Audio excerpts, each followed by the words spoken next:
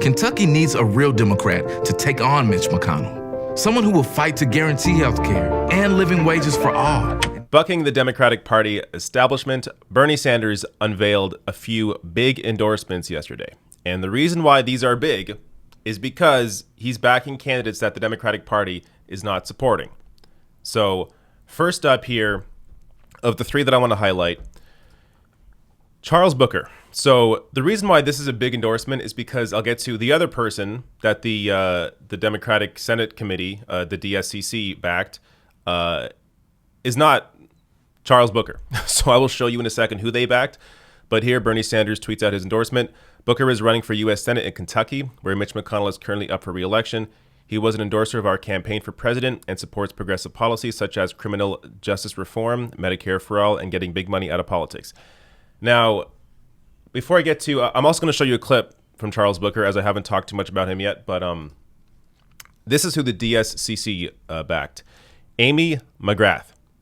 Now, to get an idea of who Amy McGrath is, I got a couple clips here. The first one right here. So this was posted by Charles Booker on his YouTube page.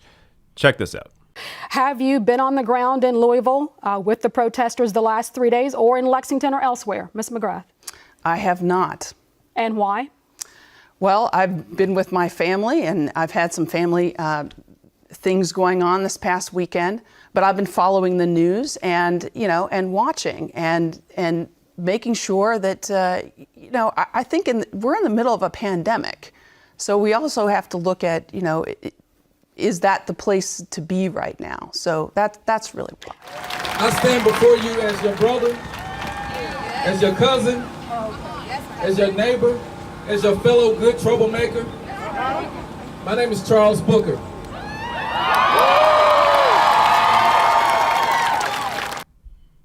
So there you go. Charles Booker out there in the protests. McGrath making excuses, not being on the ground.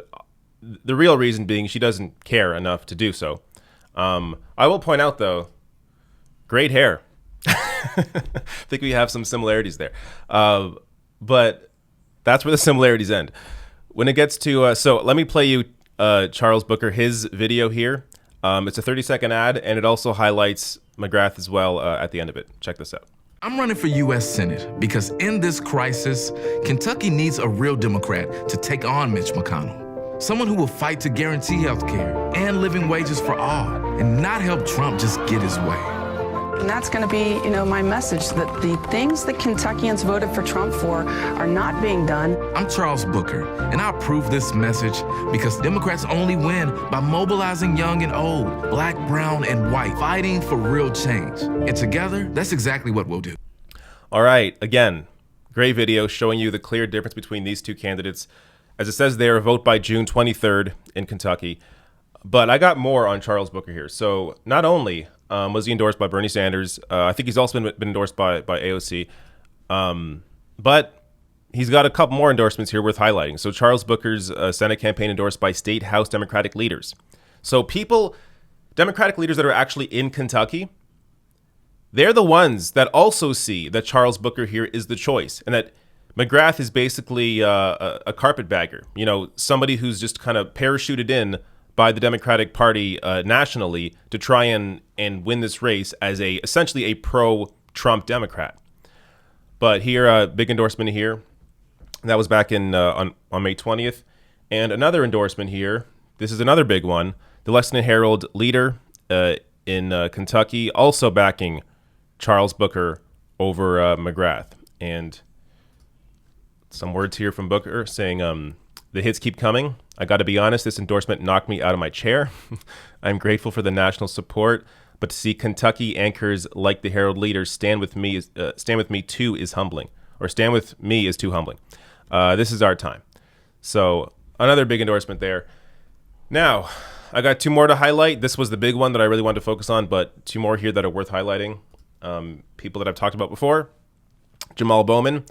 So Bernie Sanders here tweets out, Bowman is a public school teacher and principal who understands that low-income families are locked out of opportunity and a decent life due to a rigged system.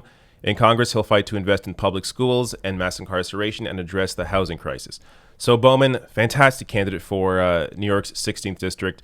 The reason why this, again, is a big endorsement is because right now this seat is held by Eliot Engel, a Democratic leader in the House.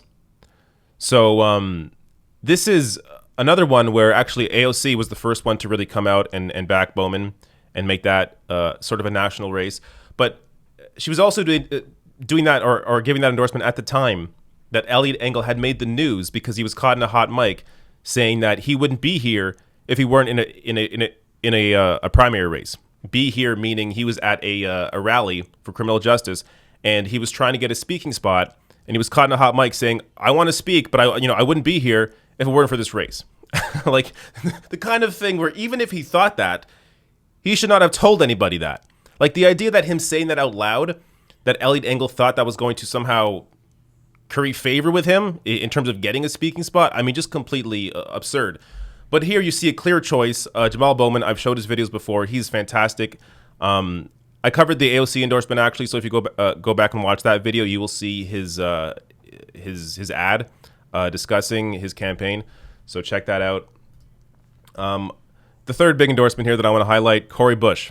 So Cori Bush ran last time. She's running again against Lacey Clay. Bernie Sanders here tweets out, Cori Bush is a nurse and community activist who emerged as a leader while working on the front lines of the Ferguson movement as a protester, clergy member, medic, and victim of police assault. Now she's continuing the bold fight for justice and running for U.S. House in Missouri 1. So this, again, is a big endorsement because Lacey Clay currently holds that seat. And to give you an idea of who's backing him, Alex Koch here tweets out, top corporate PAC donors to campaign of Bush's opponent, Dem incumbent Lacey Clay. Bank of America, 8,000, Allstate, 8,000, Ally Financial, 7,500, Mortgage Bankers Association, Goldman Sachs, Cigna, and he sources here. Also mentioning the point that Cori Bush rejects corporate PAC money, but if you go right to the source on Open Secrets, you can see all these donations here to Lacey Clay.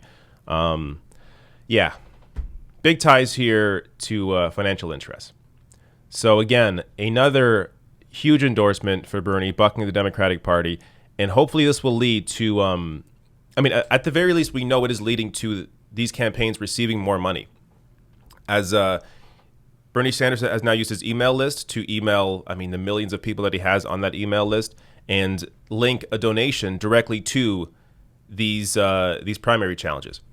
So at the very least, it's going to financially help, and it already is financially helping these campaigns, but hopefully it will also make these races a little more national in the sense that people will be actually paying attention to what is happening in these races and hopefully backing the correct candidates. So again, it's important to keep an eye, whatever state you're in here, look up each of these candidates and ensure that you are ready to support them, as I think there is a real potential here with the amount of enthusiasm that there is to get Trump out. A lot of that enthusiasm is also going into these more progressive candidates that are actually going to fight to make a real difference.